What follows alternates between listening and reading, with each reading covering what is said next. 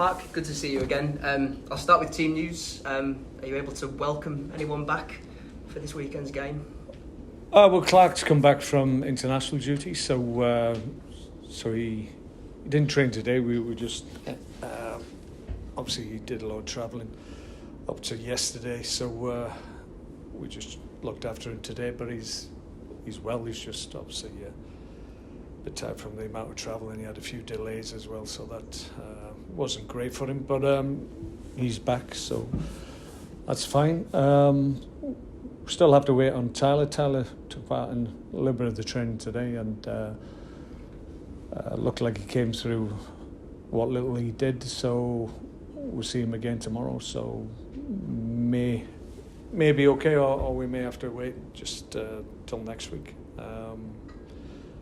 But we're getting a few back in terms of guys nearer to being involved. Harry Chapman was on the grass today. He joined in a few of the elements. Obviously, still a number of weeks away, but good to see him out there.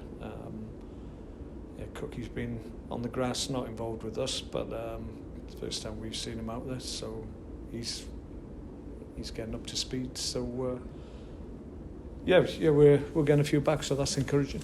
How's Sam Stubbs? Sam looks okay. Yeah, he's trained all right.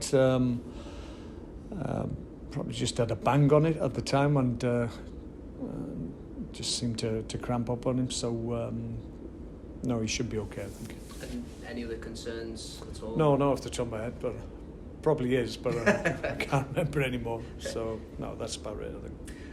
Just generally now the dust has somewhat settled on Saturday's game, what are your reflections on how it went against Grimsby? I thought we finished the game well. We didn't start the game well. That was basically the top and bottom of it.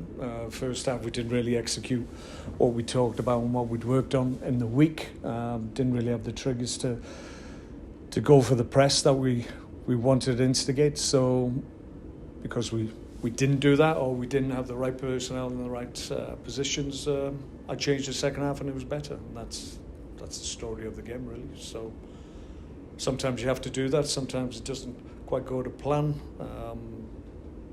Obviously, I don't have the benefit of hindsight. I have to actually pick the team first and see how it goes. And if it doesn't work, then I'll change it, which I was able to do at half time, and had the desired effect. I thought we were excellent second half. Fully deserved to get back on level terms, and if we'd have scored earlier, I think we would have won the game. But all in all, no, it was the old cliche game of two halves. Is that the challenge to the players and the hope for you that they can harness the momentum that you've built from that second half performance and take that going forward now?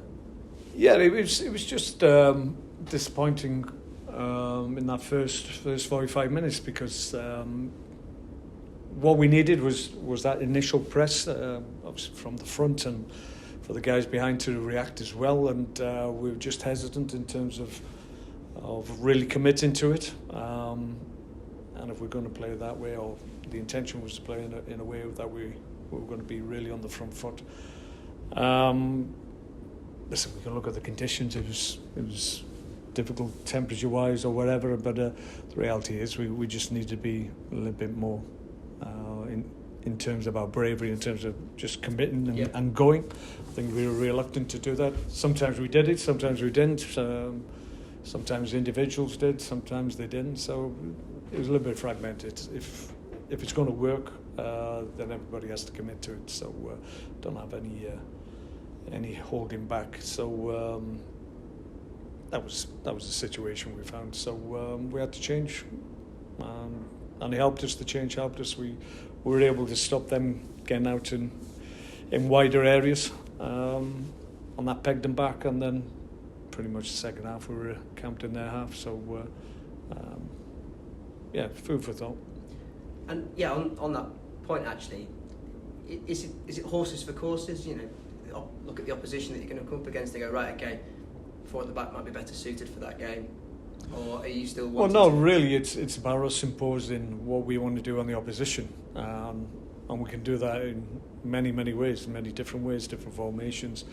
It's what we think in terms of the opposition and how we are set fair in terms of injuries and whatever. Are we got the right personnel to play that way? So I'm learning about that, obviously. But no, I think it's just about imposing what you want to do in terms of tactics, in terms of momentum, pressure, all those things. You have to dictate that, and you have to impose that on the opposition. And if you don't, then what you're trying to achieve becomes more difficult. So that's all there is. It's more a mindset in terms of we've got to go for it. This is what we're doing, and then see where that takes us. Opposition will react in certain ways and change things around if they've got anything about them. If their situation isn't quite what it needs to be, and then you've got to react when they make changes. But reality is, we need to take the initiative, certainly at home, and we felt, well, certainly I felt that being on the front foot, having a press at the front and giving us a good trigger, we could play more in their half. As it didn't work in the first half, so we had to try another way of being able to play in their half, and that in the second half that suited us. I ask about the formations because it's a big talking point amongst the supporters at the moment. I think the general feeling is there's quite a bit of doubt about how the team play in a back three at the moment. From your perspective, what are the merits, when done correctly, of playing in that system? Well, I've just explained it to you. It's about us imposing our tactics and how we want to play and how we approach it in terms of individual battles on the pitch. We've got to win those fundamentals before. It doesn't really matter in terms of the shape or the structure of the team. It's about making sure the fundamentals within that formation are really good, and then you can play any formation like you can impose yourself on the opposition. It's about being able to execute what you say before the game, and sometimes we'll come up short, and we'll have to try a different way. But I've never said it's in stone. You've heard me right from the outset. I've never said this is the way we're going home, and we're never going to change it. It's just we've begun the season with it. We've looked at when we feel it will be good for us, other times when it won't. But we'll change like we did. I said we'll change within games. We may start a different way in some games and then revert back to three at the back like we did on occasion last year. So that's how it is. I've been pretty honest and upfront in terms of that's what we were prepared to do. We just wanted more flexibility and more options and more strings to our bow, and that's what we're trying to look at. With all that in mind, then, how are you feeling going into Saturday against Harrogate? Yeah, I'm looking forward to it. We like I said, we finished strongly. We've got a number of players coming back that we've already mentioned, which will help. And I think we've got other players that I would like to have another look at. I think the guys that I introduced in the second half did their claims no harm whatsoever. So that'll be interesting to see if I can give them a little bit more game time as well. So there's a lot of reasons to look forward to the game. Not least it's local derby as well. So let's see what we do. A few of their players have previously played at Bradford City. They know the environment that is Valley Parade. Does that aid them in any way, that they have that prior knowledge? Don't know really. Obviously you saw like some Matty Foles and Levi as well, obviously, who was with us, and others who've had a history here. So they're familiar with the surroundings, but it's obviously we don't want to make it a nice homecoming. We want to make it as difficult as we can, and they've been in Bradford teams that have been on the front foot and enjoyed making it really difficult for opposition teams. So they know that's what they'll be expecting, and it's up to us to make sure we don't disappoint. I know it's very, very early days in the season still, but given where you want to be and the expectations that you'll have within the four walls of the changing room, I mean, is it a game that you need to win? Need to win. Must win. A must win. All right, you actually said it. I think it's a game that we anticipate that we'll have a good opportunity to win. I think that's what we have to. We don't want to be disrespectful to the opposition and say we will win, because there's a lot of variables in football and in sport, but our intention is to win. And if we play well, with the talent we've got in the group, there's no reason why we can't. But must win after 6-7 games? No. Chisel folk, finally from me, a very entertaining introduction on Saturday. It was used centrally, but can he also be used in a wing capacity? And where do you feel he's best used in that form? Who's that? Chisholm, yeah. We actually like what he brings. He's a little bit different. He's a little bit unpredictable. I think you saw, well, everybody would have saw just in his little cameo in that second half that he's a little bit different. He's good in 1v1s in terms of his ability to start people, and he's got a physical presence which I think can lend itself. And listen, at the minute we were a little bit short in that area, and I think he can certainly play there. I think his link-up play is good. Uses his body well, which you need to if you're going to play centrally. So I don't think it's an issue for him. I think he can play right across the front three, even play if we need it as a 10 and link the play from those positions. So like I said, we mentioned strings to post. He's one of them. He can play in a number of positions and do a good job for us. So initially it may well be down the middle, but yeah, I wouldn't have any problem playing in that. Thank you, Mark. Okay. As you said, local derby, something that obviously matters to the fans. How much does that passion get through to the players? Is it something that you try to control, that you don't want them to get too involved in that? No, I'd rather them to get really involved in that and just up their emotion and be ready. And I don't think it'll ever affect their performance levels.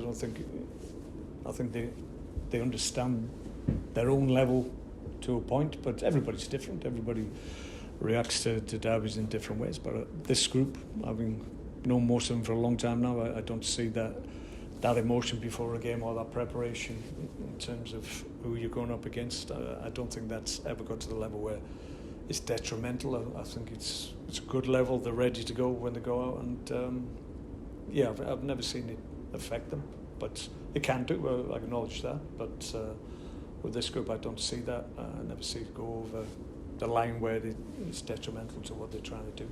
And presumably that extra passion from the fans can be another.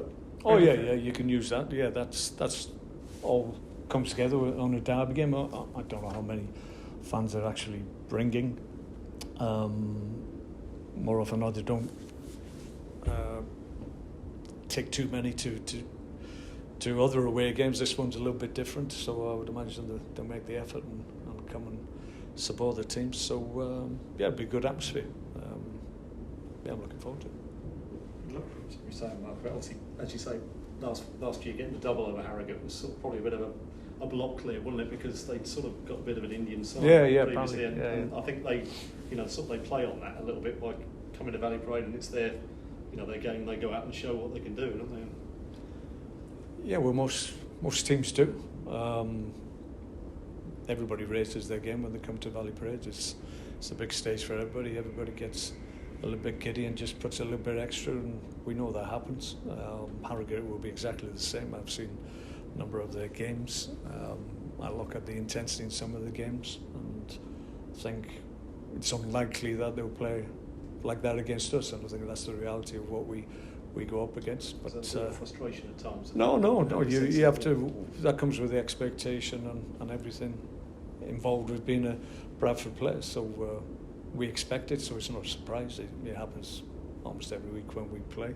So the key for us is we just got to be ready and make sure it's not a surprise. It never usually is. You said about obviously Chisholm, and I think you used the word meandering runs last week. He's just got sort of a little bit of almost like a little languid style. He's very, very sort of, as you say, he's very different to other strikers that perhaps defenders face in this league, isn't he? Yeah, I think the word probably there's that for him is just unpredictable. I think you're never quite sure when he shapes to pass, and then he'll stop, and then you manipulate the ball and go in another direction, and I think that unpredictability is a good thing, certainly for him, given the area of the field where he operates. So we like to encourage that. I think that's something that this group hasn't seen. I mean, we haven't had that type of player before, I don't think, in terms of what he can bring. So it's still early days, but we're encouraged by what we see in training as well. He does things that the lads will stand back and give him a round of applause a couple of times, so that's a good sign. So they appreciate what he brings. He's just got to make the best use of the opportunities that he gets, and a sense that he's able to do that just by virtue of the level of skill that he's got. So I fully expect when I do pick him that he will make an impression, because he's got that unpredictability and a certain language style, maybe a little bit meandering runs that he goes on, as you've said. Yeah, he's a bit different.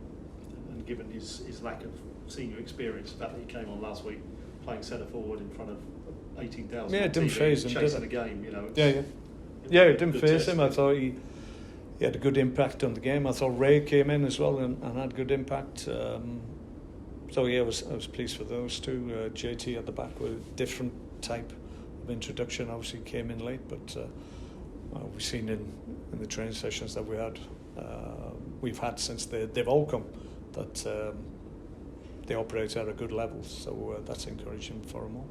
Obviously, briefly about Clark. Obviously came back. Mm-hmm. Presumably you spoke to him since he came back. I mean, he had 20 minutes and then got subbed. I mean, I was scratching my head with that. Well, I thought he was injured. Obviously, that would be your normal take on it. So I was sending texts and trying to get some information, but no, it wasn't the case.